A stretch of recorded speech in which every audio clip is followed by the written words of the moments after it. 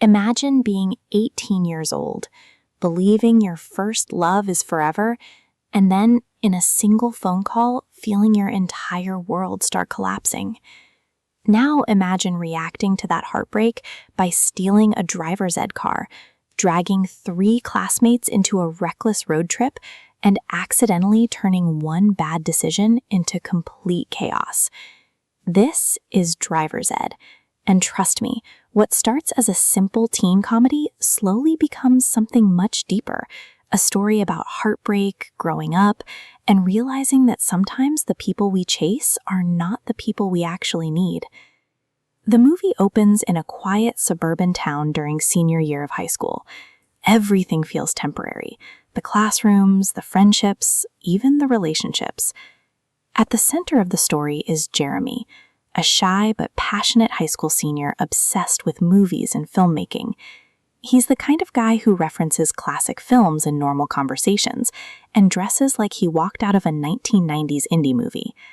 But Jeremy has one thing keeping him emotionally afloat: his girlfriend, Samantha.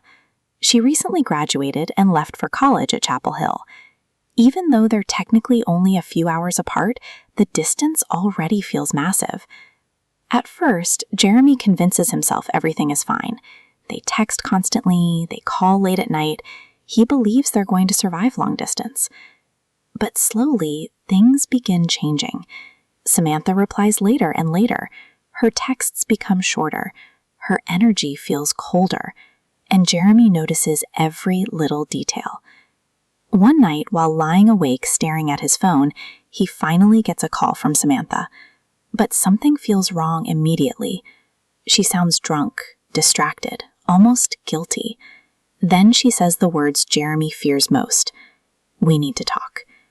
And just like that, panic takes over. Jeremy barely sleeps that night.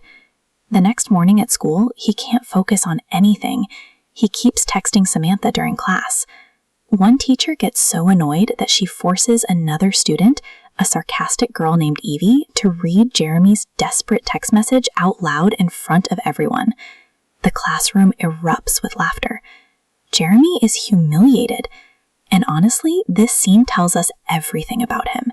He's emotional, hopelessly romantic, and completely terrified of being abandoned. Because for Jeremy, Samantha isn't just a girlfriend. She's his future. But what happens next changes everything. Later that day, Jeremy attends driver's ed class, and this class is a disaster before it even starts. Their substitute instructor is Mr. Rivers, played by Kumail Nanjiani, who arrives looking completely broken physically. The man literally has giant casts on both arms. He can barely move. He looks like someone wrapped a human body inside a giant teapot. Still, somehow, he's expected to teach teenagers how to drive. Inside the car are 4 students: Jeremy, Evie, the cynical girl who pretends she doesn't believe in love, Yoshi, a stoner drug dealer who acts like he doesn't care about anything, and Aparna, the overachieving valedictorian who follows every rule perfectly. These 4 barely even talk to each other at school, but within the next hour, their lives are about to collide forever. During the lesson, Mr. Rivers steps out of the car for just a moment, and Jeremy suddenly makes the dumbest decision imaginable. Without warning, he slams the car into drive and speeds away. At first, everyone thinks he's joking, but then the school parking lot disappears behind them. Jeremy has officially stolen the driver's ed car, and now 3 terrified classmates are trapped inside with him. The reason? He's driving all the way to Samantha's college. He believes if he can just see her face to face, he can save the relationship. But no one expected what happens next. As the group gets farther from town, the trip starts turning into something none of them expected. At first, everyone keeps arguing. Aparna demands they turn around.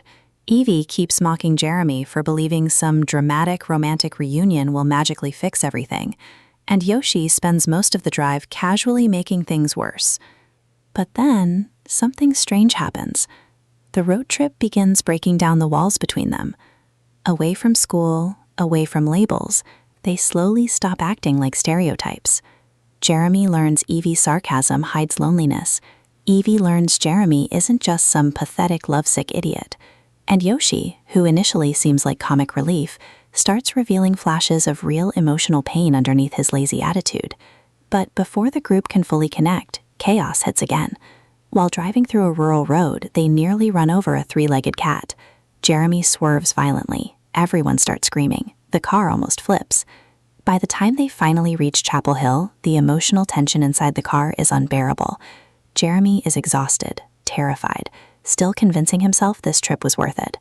But the others aren't so sure anymore, especially Evie, because somewhere along the road, she fell for him, and now she's watching him chase someone who may not even want him anymore.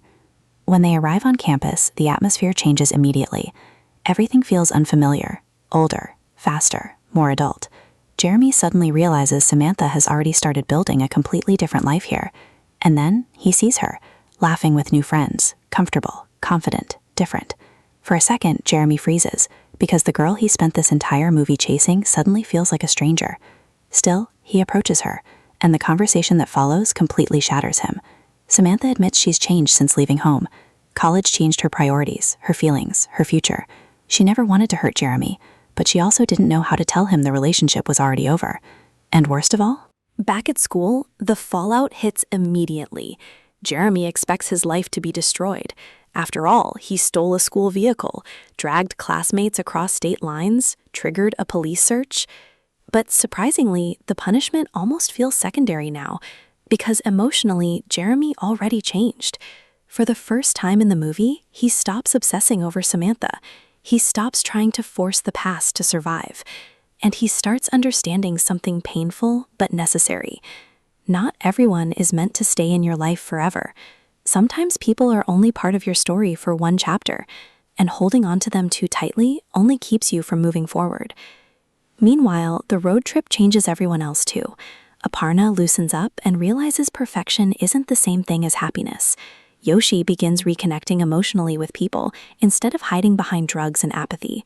And Evie finally allows herself to be vulnerable instead of pretending she doesn't care about anything. The group that barely knew each other at the beginning of the movie now shares something permanent, a moment in time where they were all lost together.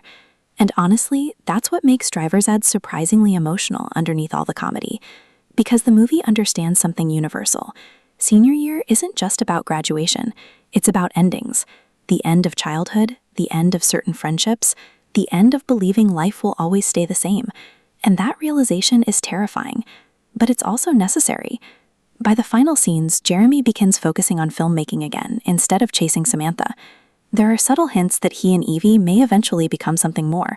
But thankfully, the movie doesn't force a giant romantic ending. Instead, it focuses on growth, on moving forward, on learning who you are once the fantasy version of your future falls apart. And honestly, that's why Driver's Ed works better as an emotional coming-of-age story than as a pure comedy. Yes, the movie has ridiculous moments. Yes, some scenes are chaotic and absurd. But beneath all of that is a surprisingly sincere story about heartbreak, transition, and growing up. It's about that strange period in life where everyone around you starts changing, and you suddenly realize you can't stay the same forever either. In the end, the road trip was never really about saving a relationship. It was about Jeremy learning how to let go. And sometimes that's the hardest journey of all. So if you enjoyed this breakdown of Driver's Ed and want more deep movie recaps, hidden meanings, and cinematic story explanations, make sure to subscribe to the channel, turn on notifications, and let me know in the comments what movie you want explained next.